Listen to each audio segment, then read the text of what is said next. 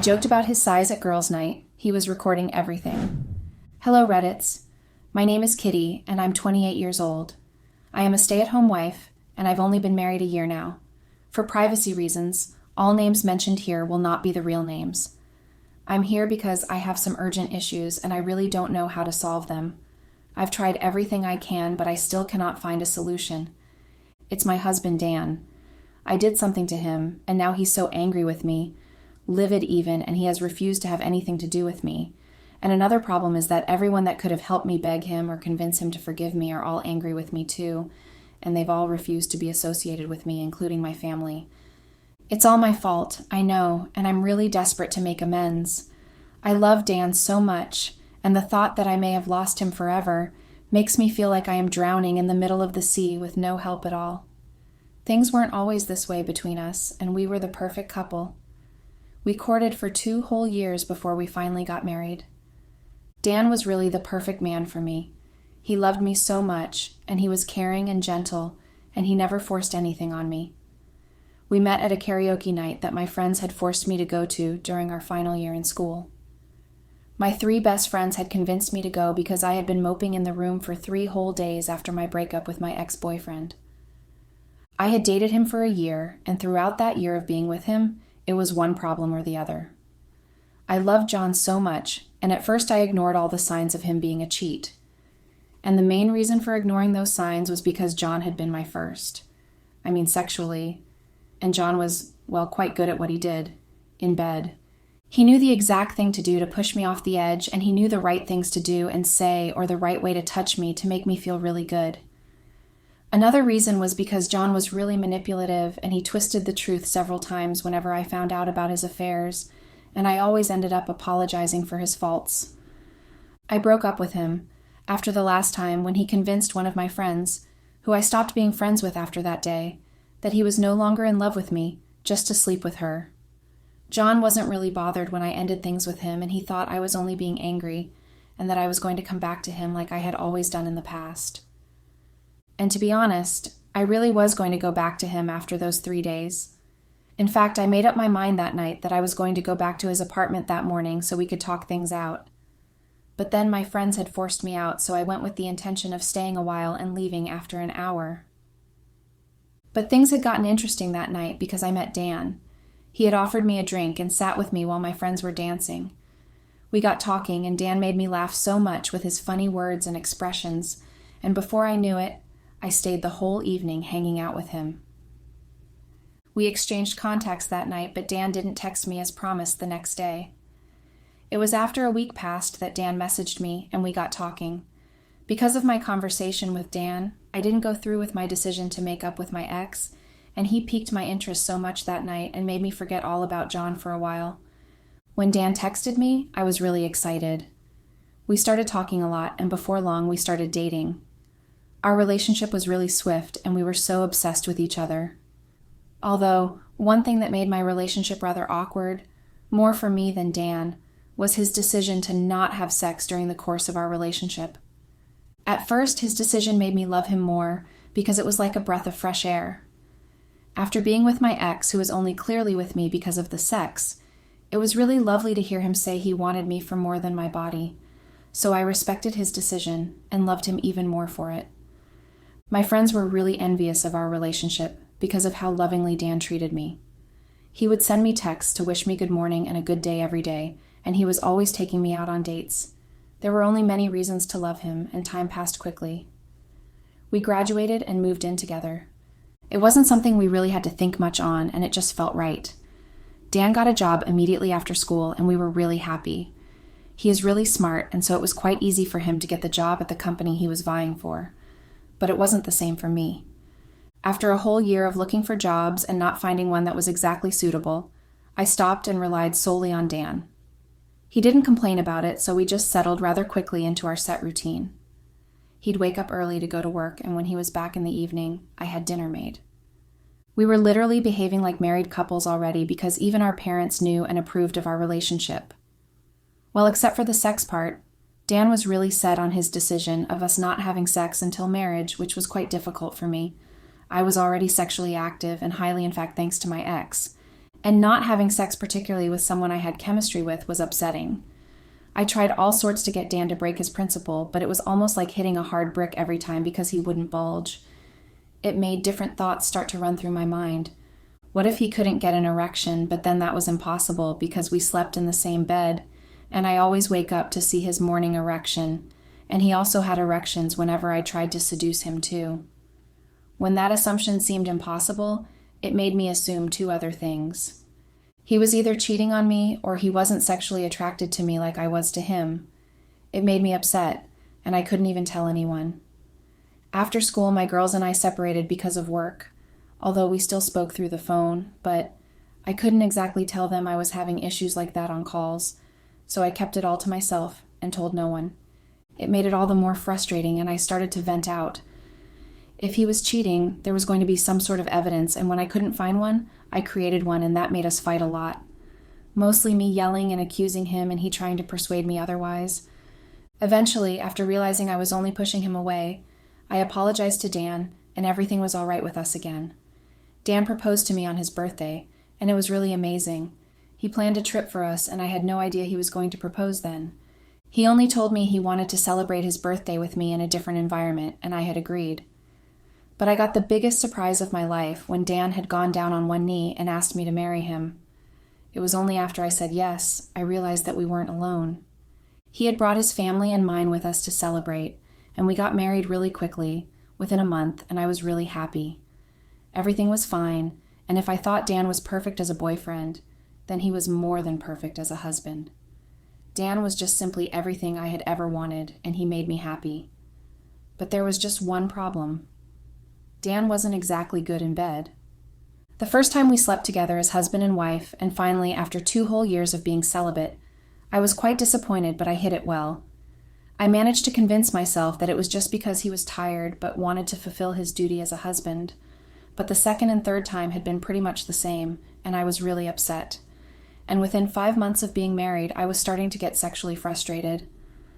Although I never once mentioned it to Dan, because I told myself it was just me being silly, and I didn't want Dan to feel threatened by my past experience, even though it was just one man. But not telling him made matters worse, because feeling too sexually frustrated started to make me start to miss my ex. I started watching weird movies just to satisfy my sexual urges, but it still wasn't enough. So I devoted my time to doing other things to distract myself from wanting sex so badly all the time, and it was at this period I met Adam.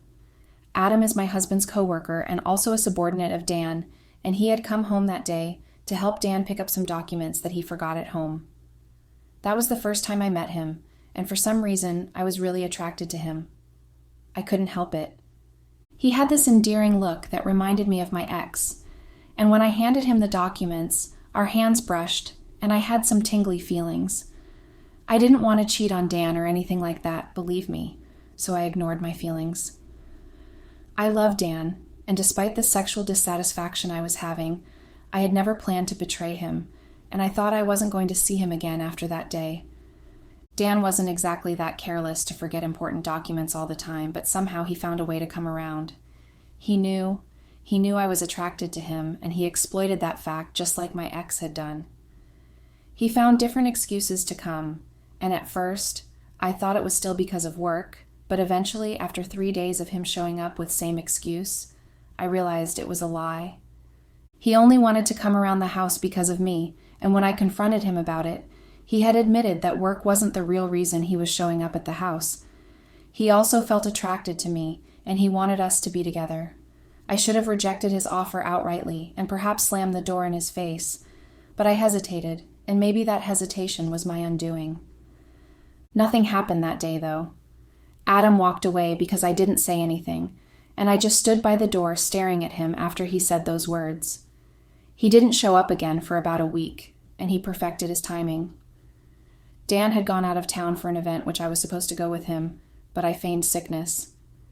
It was always boring to be amongst corporate men who only wanted to discuss business, while their partners to the events were always there to smile and behave like everything was all right with the world. So I stayed back at home, and I was honestly not expecting Adam. I mean, he ignored me for a week, so I thought he was rethinking his words, and I was even grateful I hadn't confessed my feelings too. because that would have been horrible, especially because I was ignored right after. But then Adam just showed up at my house that Saturday, and he was all smiles and even brought flowers and takeouts. I know I shouldn't have invited him in or anything, but for some reason, I couldn't think of any valid reasons to turn him away, so I let him in. Mainly because I wanted to know what he was doing, but Adam had apologized for coming on to me strongly and had even suggested being just friends. I was relieved and a little bit angry, and without Dan around and my friends too, it wasn't exactly easy being alone.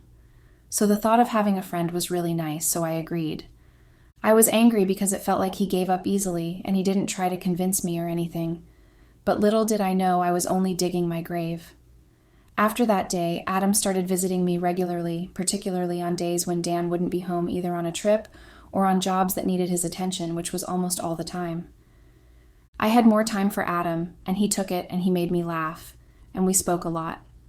I even confessed to him things I couldn't tell anyone, not even Dan. I liked that he didn't look at me differently or criticize me when he heard those things.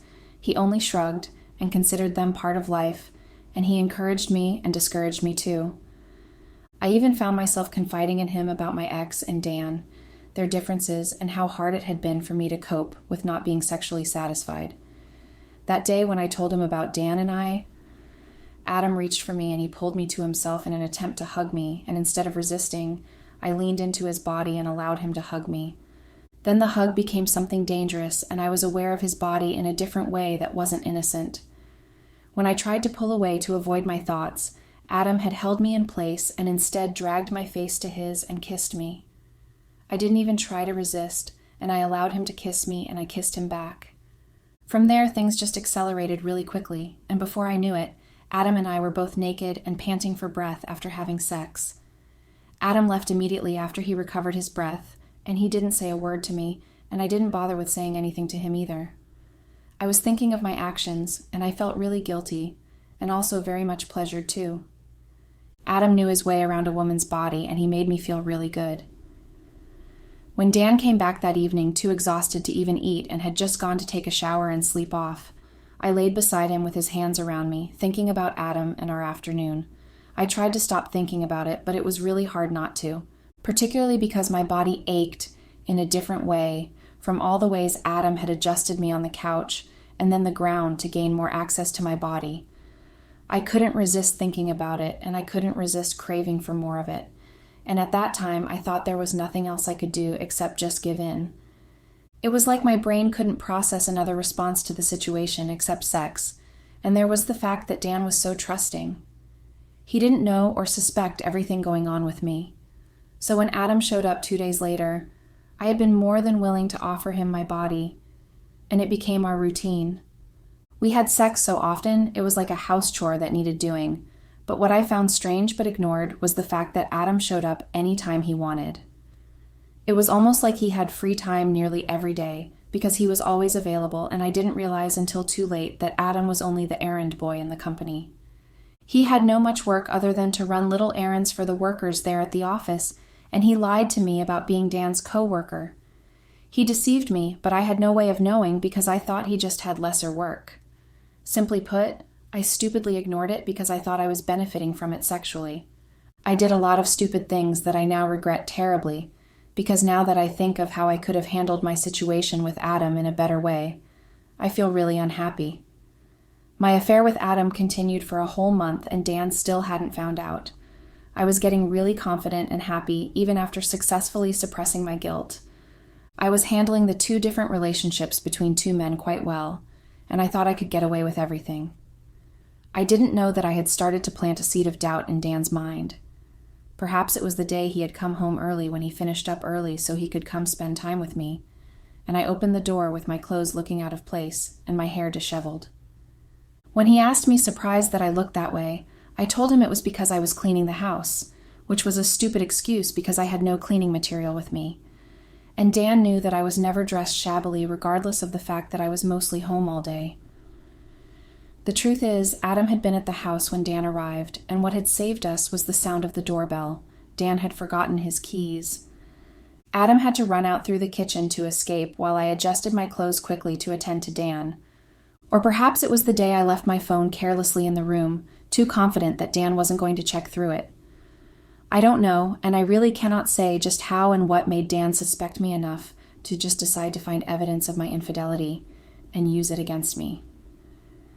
It had been that day that I had termed as one of the best memories, which eventually became the worst. One of the girls had hit us all up, and she made a group call with us all and told us she was in town and wanted to celebrate her upcoming birthday with just her friends. We all agreed because we knew she had just gone through a horrible breakup and she was just trying to get over him. She even moved back into town just to get away from her abusive boyfriend, and we were all happy with it. I told Dan about the girls' night, and he had agreed to me going without hesitation. I didn't know that Dan had it all planned out for me to fall into his traps, and I just was stupid enough to believe that everything was working in my favor. The girls' night finally came, and we all gathered in my friend's new home to celebrate. The night started out really nicely and as fun as I expected it to be. She bought a lot of junk and drinks, and we laughed at fun memories of college and gossiped about different people and how they were doing now. Later, we started to talk about our relationships, and the girls were complaining about their relationships, and then they kept referring to my relationship with Dan as the best. They termed me lucky to have someone like Dan, and usually I knew how lucky I always felt having him. But that night was just different. Maybe it was the alcohol that loosened my tongues, or perhaps it was the growing confidence of being in two different relationships. I cannot say. All I know is that I felt dissatisfied when the girls kept comparing Dan to the men in their lives and making him into some sort of superhero. And so I did the one thing I regret the most right now. I laughed and I jokingly told them that Dan wasn't as perfect as they deemed him to be. I told them that he wasn't even good in bed, and that in my choice of words he had a small size.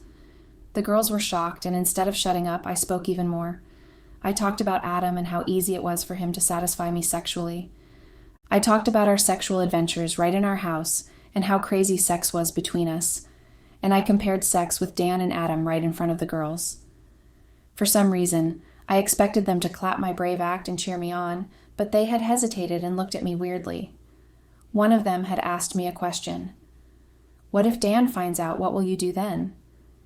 Instead of answering the question, I got really annoyed and I accused them of being jealous that I was having two successful relationships while they had almost nothing. I insulted them deeply and just left. The truth is, I wasn't really annoyed. I was scared because I had no real answer to that question. I was scared that the girls were right and that Dan wasn't going to be happy with me if he did find out. But I managed to convince myself that I would stop the affair with Adam soon, and that Dan didn't have to find out anything, and that everything would turn out fine.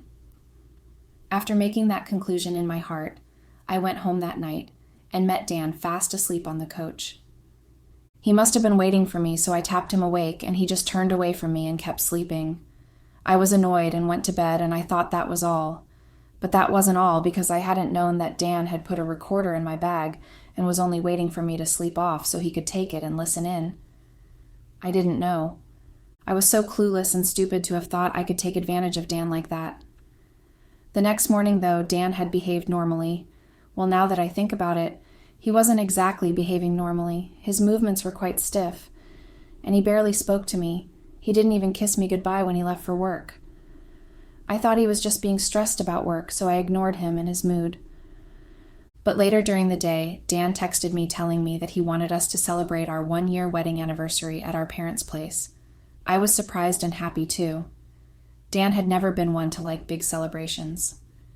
Our wedding had even been a small affair because of how shy he was in public, even amongst friends. I agreed instantly and didn't think much of it. I didn't know that I had hurt Dan so much that he wanted revenge. He wanted to hurt me just as much as I had done to him, and he had planned a perfect revenge. The planned date with our family came sooner than expected, and I had to travel alone to my parents' place because Dan made some excuses about work. Prior that day, Adam stopped visiting completely, and he even stopped taking my calls.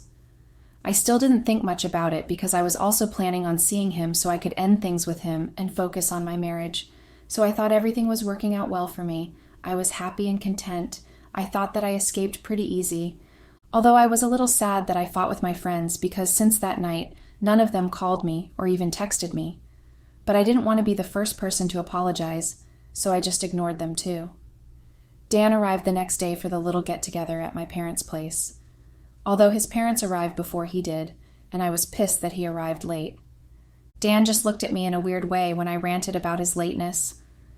I wanted to ask him what was up, but my mom dragged me away to help with the serving lunch, so I didn't get the chance to anymore. After lunch, when Dan barely ate anything or even responded to all the jokes being made, we all gathered in the living room and were all sitting and laughing around. Dan had suddenly announced that he had a gift for me. I was surprised and excited even, and then he had taken out a small recorder instead of a wrapped gift box with maybe a pair of earrings or necklace in it, and then when he knew he had everyone's rapt attention, he played it. Immediately I heard my voice laughing and mocking Dan's small size, and comparing it with Adam's, I froze.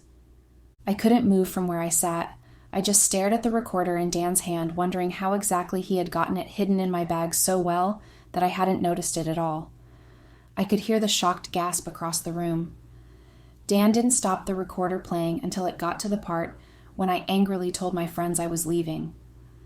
When the recorder stopped playing, Dan told me then what exactly my lover did in their company, and how he had apparently ruined his career of being an errand boy, and he was sure no company would ever take him.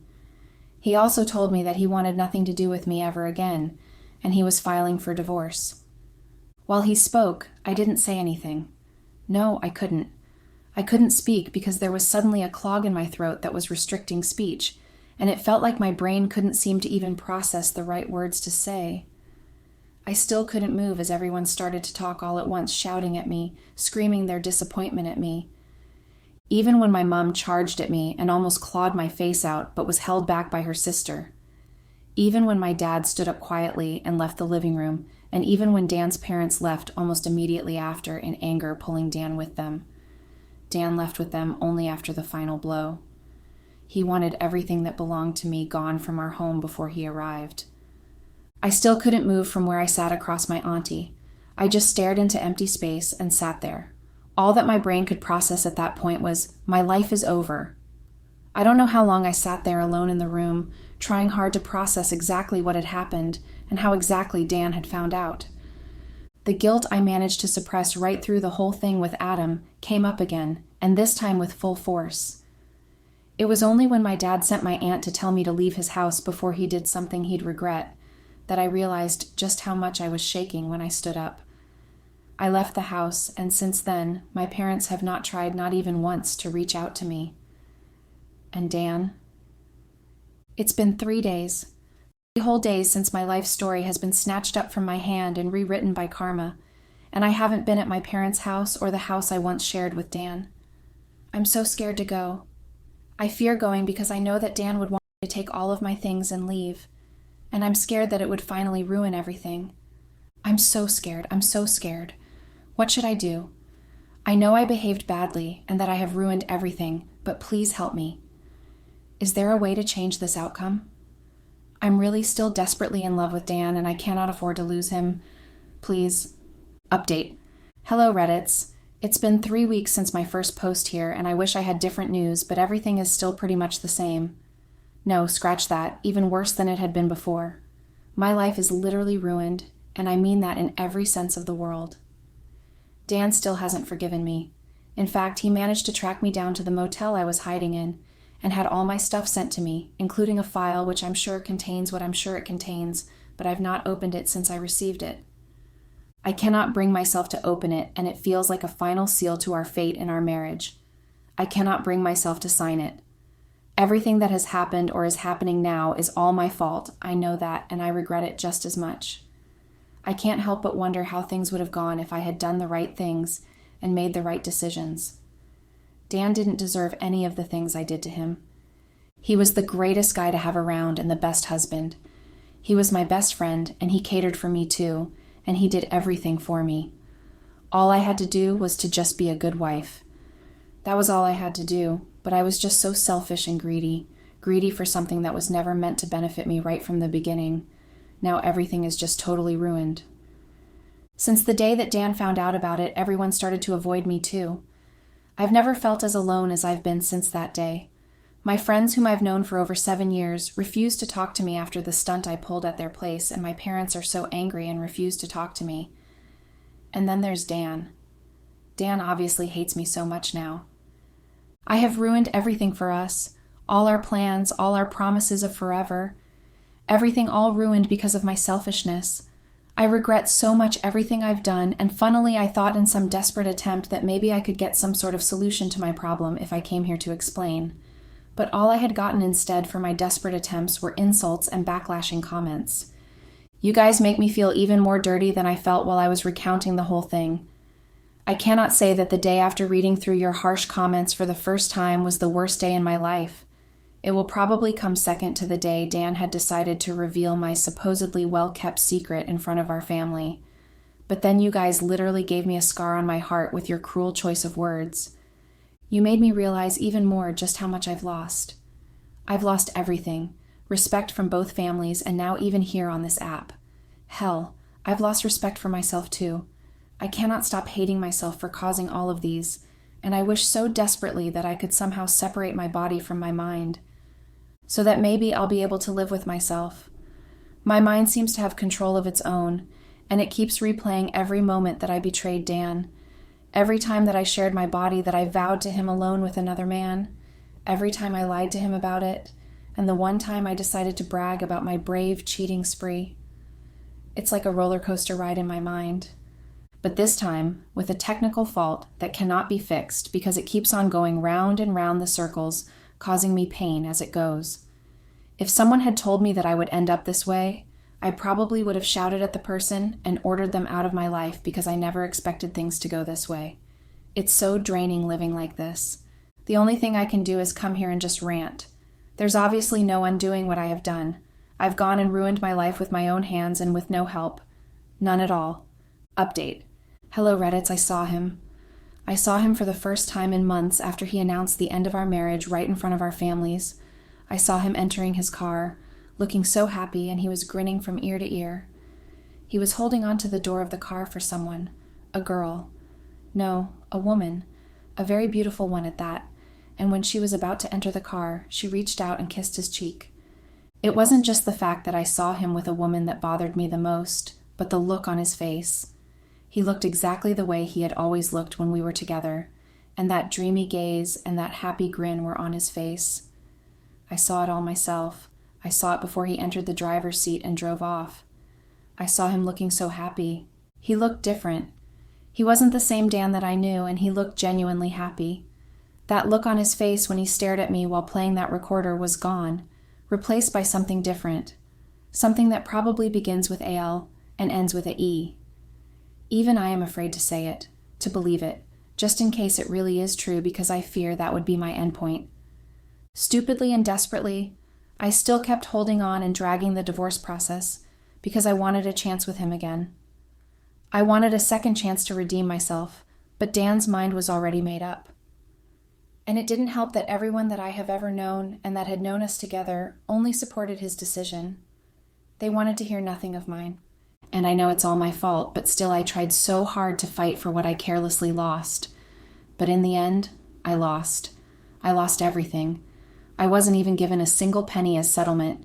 Dan made sure of it as he had presented the judge evidence of my infidelity, which had worked against me in so many ways already.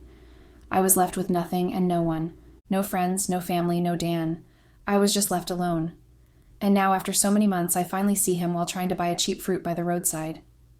I see him with a woman that wasn't me, smiling like that. My heart has been thumping so painfully since that single moment. It was after seeing them together that I cried. For the first time in months, since that incident, I only kept regretting. I had not shed a single tear, but seeing them like that made me crack. I cried so hard and so much that I thought there were no tears left in my eyes.